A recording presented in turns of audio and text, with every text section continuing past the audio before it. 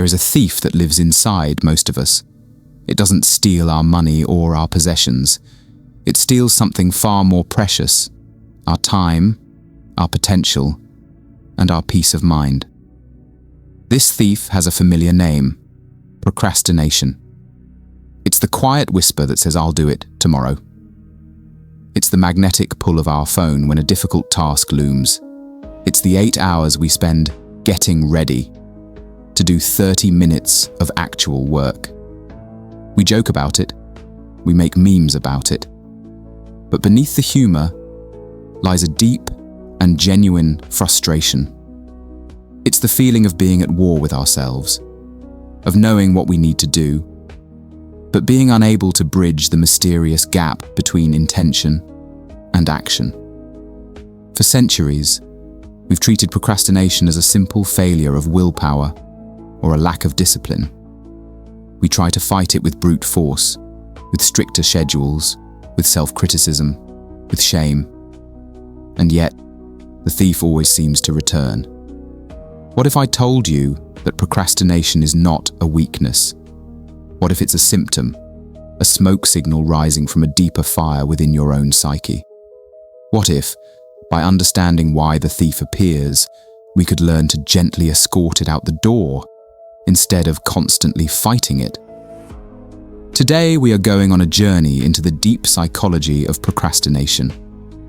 We will not offer simple life hacks, but profound insights from both modern psychology and ancient philosophy. This is your guide to understanding the root causes of your delay, so you can finally end the inner conflict and reclaim your power to act. Chapter 1: The 4 hidden fears behind procrastination. Procrastination is rarely about laziness. More often, it is an act of emotional self-preservation. It is a defense mechanism against a deeper, often unconscious, fear. Let's explore the 4 most common hidden fears that disguise themselves as procrastination. First, the fear of imperfection. This is the domain of the perfectionist. When a task is deeply important to us, our fear of not doing it perfectly can be so paralyzing that it feels safer not to start at all. As long as the project remains unfinished, the possibility of its perfection remains alive. To finish it is to risk discovering that it is, and we are, flawed. The great Renaissance artist Leonardo da Vinci was a legendary procrastinator. He worked on the Mona Lisa for years, and many of his commissions were never finished. It wasn't because he was lazy, it was because his standards were so impossibly high. He wrote in his notebooks, "Tell me if anything ever was done." This is the cry of the perfectionist, for whom done is always the enemy of perfect. Let's say you have a brilliant idea for a novel. You've dreamed of writing it for years. But you spend months just researching, endlessly outlining, and tweaking the first sentence. You are not really preparing. You are procrastinating because you are afraid the finished book in the real world will never be as perfect as the one that exists in your imagination. Second, the fear of success. This sounds like a paradox. Who would be afraid of success? But think about what success often brings: higher expectations, more responsibility, and the visibility that makes you a target for judgment. Success means you can no longer hide. Imagine an employee in a company is incredibly talented and consistently delivers great work, but always right at the last second. Her manager is confused. Why the constant stress? The truth is, she is unconsciously afraid of what would happen if she turned her work in early. She might be praised, given more responsibility, put on a management track. This success would disrupt the comfortable, low-stakes role she is used to. Her procrastination is a subconscious way of keeping herself safe from the pressures of her own potential. Third, the fear of losing control. Rebellion. Sometimes procrastination is a quiet act of rebellion. When we feel that a task is being forced upon us or that our autonomy is being threatened, delaying the task can be our only way of asserting our own will. The French existentialist philosopher Jean-Paul Sartre argued that humans are condemned to be free. We have a fundamental need to feel like the authors of our own lives. When that freedom is threatened, we often rebel in subtle, self-defeating ways. Imagine a teenager is told by their parents to clean their room. It's a simple task, but the command makes it feel like an imposition. By procrastinating, by saying, "I'll do it in a minute," for 3 hours, the teenager isn't just delaying the cleaning. They are making a powerful statement. You can control the task, but you cannot control me. I will do it on my own terms, in my own time. The procrastination is a declaration of freedom. And fourth, the fear of the end, the time illusion. This is a subtle but powerful driver of procrastination, especially at the end of the day. We feel that our day was consumed by work and obligations, and we haven't had any time for ourselves. So, we engage in what is sometimes called revenge bedtime procrastination. We scroll on our phones for hours, putting off sleep. The underlying fear is that if we go to sleep, the day will be over, and we will have lost. By delaying the end of the day, we create the illusion that we are extending our personal time. It's a futile attempt to stop the clock, a rebellion against the finite nature of our time. Chapter 2: The Philosophical Guidance. The Path to Action. Understanding. These hidden fears is the first and most critical step.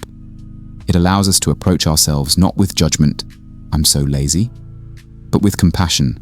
I see what I'm afraid of here. Now, let's use the wisdom of philosophy to gently guide ourselves from paralysis to action. Guidance point 1. Embrace growth over perfection, the Socratic path. To counter the fear of imperfection, we must shift our entire mindset about what it means to be good at something. The philosopher Socrates, considered one of the wisest men in history, famously claimed that his only wisdom was that he knew nothing. This is the essence of a growth mindset.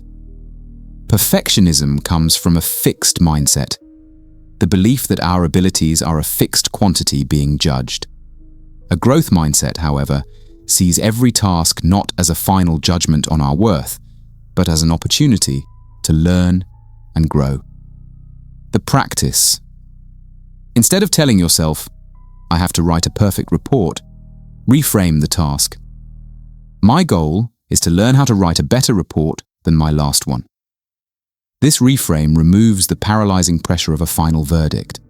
As the Zen saying goes, the master has failed more times than the beginner has even tried. Embrace the imperfection of the process, and you will be free to begin. Guidance point 2. Define the next smallest step, the Daoist path. To counter the overwhelm that leads to fear of success or rebellion, we turn to the Daoist wisdom of taking small, natural steps. The great sage Laozi wrote in the Tao Te Ching, "A journey of 1,000 miles begins with a single step."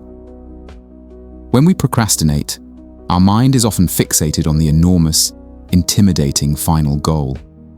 I have to write a whole book. I have to clean the entire house. The sheer size of the task is overwhelming. The Daoist approach is to ignore the 1,000 miles and focus only on the single step right in front of you. The practice. Ask yourself, what is the smallest, easiest, most ridiculously simple action I can take right now to move forward? Not write the book, but open a new document. Not clean the house, but put one dish in the dishwasher. This is the essence of Wu Wei, or effortless action. By making the first step laughably small, you disarm the fear. And as Isaac Newton taught us, an object in motion stays in motion. That first tiny step is often all you need to break the spell of inaction. Guidance. Point 3. Use the as-if principle, the Stoic path. To counter the time illusion and the general feeling of being unmotivated, we can use a powerful tool from the Stoics. They practiced by acting as if they were the person they wanted to be. Marcus Aurelius, the Roman emperor, didn't wait to feel imperial to do his duty. He did his duty, and in doing so, became imperial. Our modern minds have it backwards. We think we need to feel motivated before we can act. The Stoics knew that action is not the result of motivation. Motivation is the result of action. The practice. You don't feel like working out. Instead of waiting for the feeling, you act as if you are the kind of person who works out. You simply put on your shoes. You walk out the door. You tell yourself, I will just do 5 minutes. You take the action first, no matter how small. More often than not, the feeling of motivation will meet you along the way. As the great philosopher Aristotle argued, moral virtue is formed by habit. We become brave by doing brave acts. We become disciplined by doing disciplined acts. Don't wait to feel it. Act as if, and the feeling will follow. The dignity of the attempt. Understanding. The deep roots of our procrastination frees us from the cycle of shame and self-criticism. It allows us to see our delay not as a character flaw, but as a misguided attempt to protect ourselves from fear. The path to overcoming it is not through brute force, but through gentle, wise, and compassionate strategy. By adopting a growth mindset, we free ourselves from the paralysis of perfectionism. By focusing on the next smallest step, we dissolve the overwhelm that keeps us frozen. And by acting as if, we learn that motivation is not a prerequisite for action, but its reward. The goal is not to become a perfect productivity machine. The goal is to close the gap between the person you are and the person you want to be. The French existentialist writer Albert Camus wrote, I do not expect life to be easy, but I expect to be its match.